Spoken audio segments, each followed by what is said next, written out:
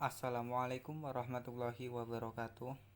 Perkenalkan, nama saya Saifullah dari kelas manajemen reguler pagi semester 3. Ingin sedikit memaparkan materi tentang non-probability sampling. Non-probability sampling adalah salah satu teknik pengambilan data atau sampel sehingga semua data kemungkinan terpilih sebagai sampel tidak sama besar. Non-probability sampling ini jelas berbeda dengan probability sampling ya. Karena non-probability sampling kemungkinan akan terpilih semua, sedangkan probability sampling hanya memilih perwakilan untuk dijadikan sebagai sampel. Berikut jenis-jenis non-probability sampling. Yang pertama, convenience sampling. Convenience sampling akan dipilih seorang peneliti apabila penelitian sudah memiliki informasi mengenai elemen yang telah memenuhi syarat untuk dijadikan sebagai sebuah sampel penelitian tersebut. Teknik ini tidak asal menggunakan sampel tuh, harus ada penelitian sebelum mengambil elemen untuk dijadikan sampel terlebih dahulu. Yang kedua, purposive sampling.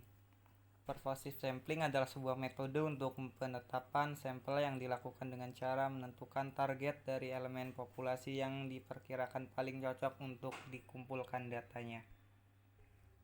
Menurut saya teknik ini hampir sama dengan teknik yang pertama, yaitu tidak asal menentukan elemen untuk jadikan sebuah sampel, karena ini juga harus dipilih yang paling cocok untuk dikumpulkan datanya terlebih dahulu.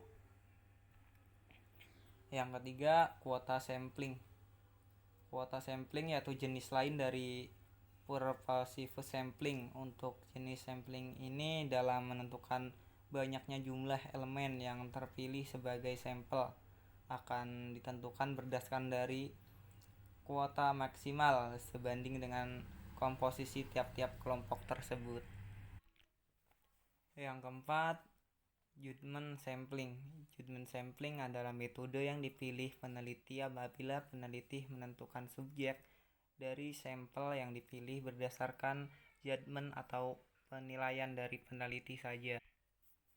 Jadi judgment itu adalah evaluasi bukti untuk mengambilan keputusan.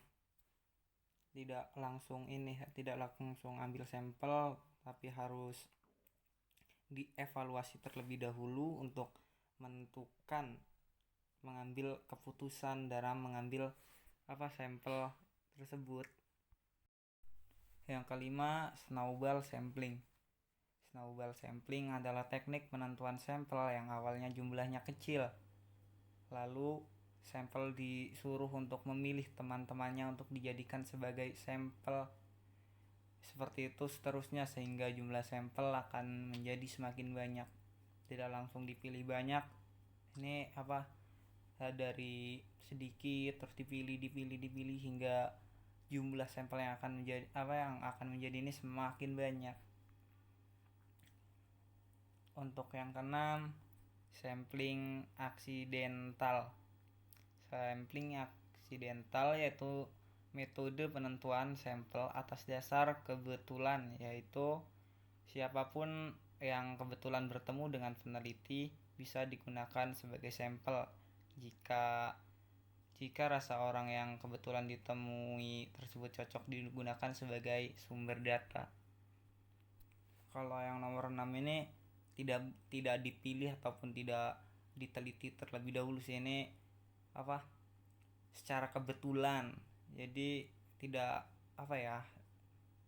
ada unsur kesengajaan lah, seperti itu. Bisa jadi seperti itu. Ya, mungkin yang dapat saya simpulkan seperti ini.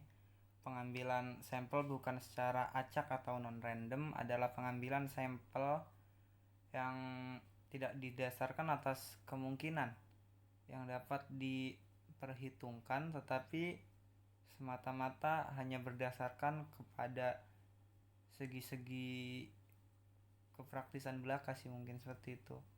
Mungkin sekian dari saya, kurang lebihnya mohon maaf. Terima kasih. Assalamualaikum warahmatullahi wabarakatuh.